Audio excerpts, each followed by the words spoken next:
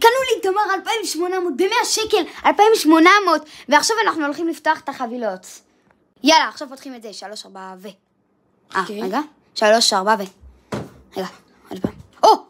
תצא, תלחץ נו. שוער גרמני, וואי, זה... לליגה? זה סגול כזה, יכול להיות שזה שטר שטגן. זה לא שטר שטגן! זה מטורף. יש עוד אחד! סומין! תבדוק מה יש בספסל. 99 דריבל. יואו! יאללה, מה אחרי זה? תמכור אותו.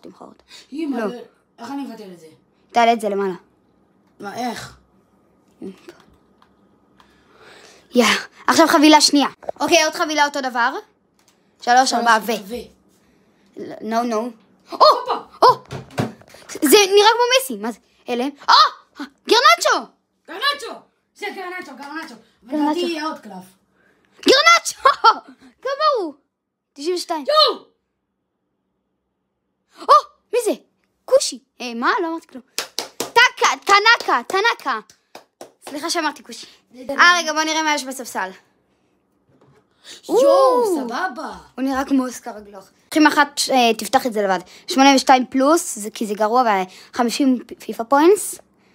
סבבה, כי אנחנו יודעים שזה לא יצא וואו. שוער. מה זה? איך קוראים לו? אובלק. אובלק. למרות שאנחנו לא צריכים להשתמש יותר שטגן. אובלק. סבבה. אוקיי, אובלק. לא עוד חבילה כזאת. אוקיי, עוד חבילה של 500. אחרונה עכשיו. איזה מלך אבא שלי, באמת. אבא, אם אתה רואה את זה, אתה מלך. 3, 4 ו... תצא.